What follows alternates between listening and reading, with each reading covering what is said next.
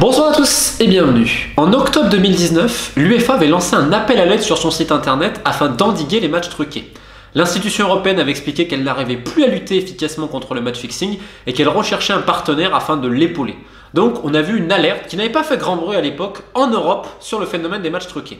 L'an passé, on a eu quantité d'affaires, on a eu même un championnat arrêté qui était la deuxième division arménienne avec l'arrivée de forces internationales contre ce phénomène-là, lié ensuite à des opérations criminelles, notamment de blanchiment d'argent. On a vu la grande affaire en République tchèque, on a vu également des attentats à la bombe. Bref, on a eu plusieurs cas et on parlait d'une nouvelle année faste.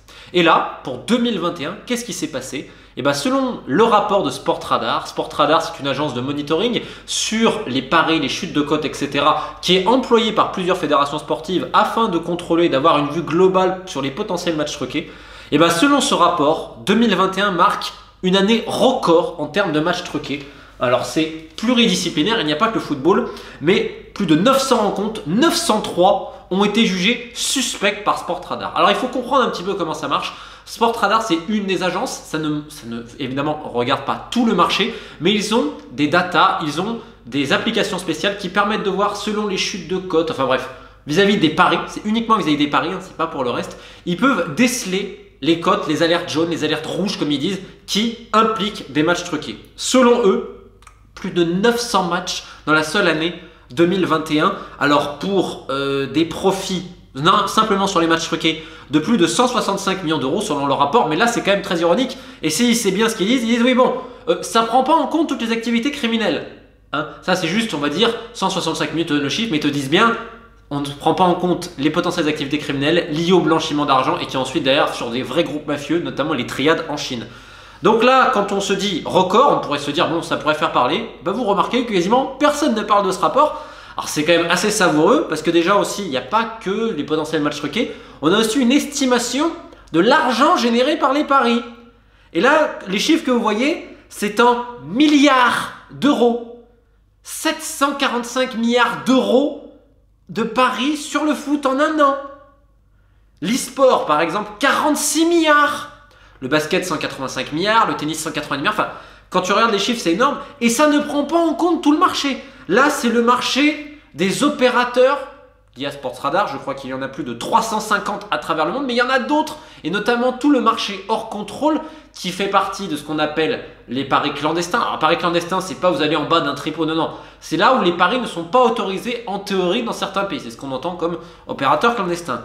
Donc, on parle d'un chiffre d'affaires qui dépasse 745 milliards d'euros en un an, rien que pour le football. Donc pour vous ayez une idée des sommes d'argent en jeu, et ça n'est qu'une partie, ce n'est pas la totalité. Donc là maintenant, évidemment tout le monde s'intéresse, plus de 900 matchs truqués potentiellement, etc. Et en plus ils te disent que c'est simplement ce que eux ont détecté. Ça ne prend pas en compte les matchs truqués pour des raisons sportives, ça ne prend pas en compte les matchs truqués sur des opérateurs qui ne font pas partie des vérifications de Sportradar, ça ne prend pas en compte le marché clandestin, et vous vous doutez bien que les criminels s'adaptent d'année en année afin de contourner cela, afin de ne pas avoir une chute trop brutale des cotes, afin justement de passer sous les radars. Donc ça c'est une, ils le disent dans le rapport, c'est qu'une infime partie de ce qui a été truqué.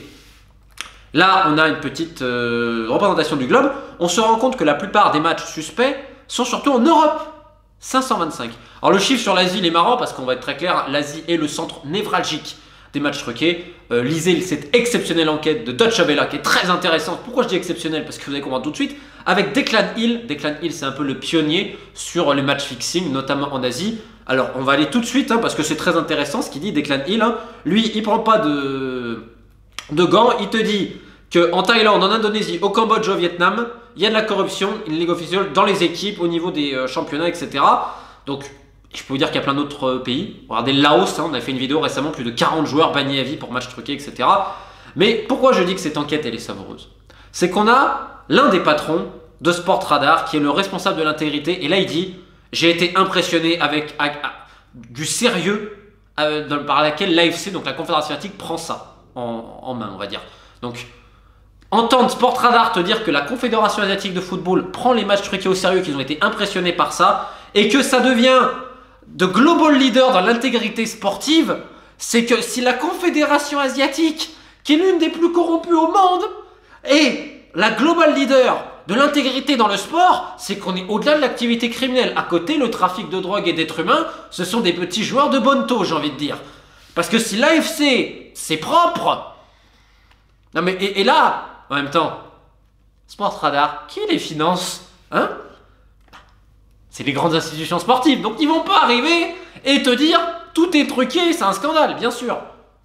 Ils vont doucement, parce qu'ils ne vont pas mordre la main qui les nourrit. Et là où pourquoi le rapport est exceptionnel, c'est quand même alarmant. Plus de 900 rencontres, dont plus de 600 dans le football. On aimerait avoir des précisions. Mais vous savez quoi? Il n'y a pas un nom de club, il n'y a pas un nom de pays, il n'y a pas un championnat. Et les mecs, alors j'ai beaucoup de respect, je connais des mecs à Sportradar, mais c'est beaucoup de branlettes intellectuelles. C'est-à-dire, il n'y a aucune enquête sur le terrain, on fait juste derrière des ordinateurs, etc., en pensant que la data va tout résoudre. C'est vrai, pensez que les criminels, c'est des imbéciles. Et troisièmement, on te dit rien du tout. Super opaque. Quand toi, tu as des informations, on te dit non, il n'y a que ça. Donc ça sert à quoi de dire il y a plus de 900 matchs truqués, mais de donner aucune indication? Ça sert à quoi? Bah, prendre les sous de l'UEFA et tout ce... Ah bah oui. Attends. Eh mais on va pas mordre la main qui nous mange. Mais en fait, ce qui est terrible, c'est que derrière, toutes ces institutions vont dire Sportradar, regardez, nous, on fait quelque chose contre... Vous faites quoi contre les matchs truqués? Expliquez-moi ce que vous faites, réellement. Si c'est pour cacher au public qu'il y a plus de 520 matchs en Europe l'an passé, que vous estimez suspect, potentiel trucage, et que vous donnez rien du tout, aucune indication.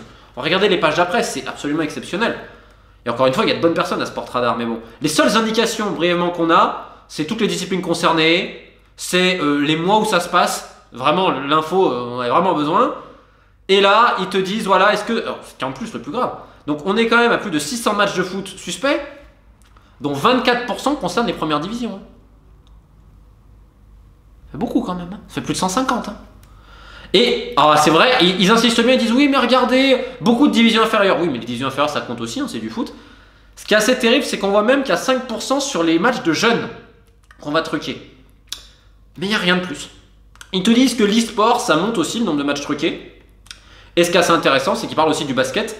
Plus de 60 matchs hein, qui ont été repérés, dont plus de 50% qui concernent les premières divisions. Et c'est tout. Il n'y a pas un pays, pas un nom, rien. Et là, tu te dis, si c'est ça la transparence dans le sport international, ben on comprend mieux pourquoi ces organisations récupèrent des contrats. Encore une fois, j'ai des copains à Sportradar et tout. Il y a des gens très bien qui aimeraient faire sortir davantage. Mais tu ne peux pas mordre la main de celui qui te donne à manger. C'est pareil en France pour ce qu'on appelait à l'époque l'argel, etc. C'est sous contrôle. Et c'est pour ça que le foot est aussi opaque. C'est que les 10 organes de contrôle n'ont également aucune transparence et n'aident pas vraiment. Et on va être réaliste, tout le monde s'en fout. Est-ce que vous avez vu ce rapport ici et là? Bah non, on n'en parle pas en fait. Alors que c'est peut-être ce qu'il y a de pire quasiment dans le milieu du foot. C'est-à-dire que vous payez votre place, mais en fait le match est déjà truqué. Je rappelle que dans les quelques affaires qui sont sorties ces derniers mois, on a une au Bangladesh en première division, mais surtout celle du Laos. Le Laos, ça concerne des joueurs de l'équipe nationale. Plus de 40 mecs qui ont été bannis. Mais bon, d'après les dirigeants de Sportradar, il a quand même dit que la Confédération asiatique, c'est des global leaders en termes d'intégrité sportive. Alors, j'ai bien envie de lui mettre toute la liste des mecs qui ont été bannis et qui ont terminé en prison pour corruption. Hein, on pourrait parler du Népal, du Pakistan, du Sri Lanka, on peut parler de plein de choses. Du Laos, hein, évidemment, du Cambodge et tout. C'est vrai que l'équipe du Cambodge, elle ne truque pas ses matchs, non. Vietnam non plus ne truque pas leurs matchs. Mongolie non plus ne truque pas leurs matchs.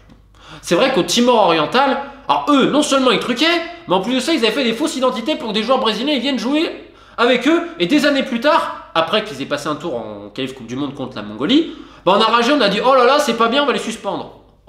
Mais bon, Sportradar l'a dit, la Confédération asiatique, global leader en termes d'intégrité. Donc quand on arrive avec un foutage de gueule pareil, je ne peux que soupirer et se poser la question de quand va-t-on faire péter ce système inique. Parce qu'aujourd'hui, je n'ai pas l'impression de parler de football sur cette chaîne ou en général. J'ai l'impression de parler d'une énorme organisation criminelle qui te donne beaucoup d'opérations de communication, qui te donne des organisations et des organismes qui sont censés mettre un peu d'intégrité, et en effet, ils font quand même un minimum de choses, mais qui en réalité protègent les véritables intérêts et conserve l'opacité d'un système qui malheureusement a été complètement criminalisé. Donc voilà le rapport pour ceux que ça intéresse, mais je pense que ce serait intéressant de poser les questions à Sportradar et aussi à ces organisations-là. Pourquoi vous ne donnez pas les noms des équipes et au minimum des championnats qui sont concernés forcément par match fixing afin que des journalistes d'investigation, des médias fassent des enquêtes et peut-être aident les autorités en place afin d'arrêter les criminels. Parce qu'on est juste en train de tuer le football, mais bon, ça importe pas grand monde visiblement. Allez, je vous souhaite une bonne fin de journée et à bientôt.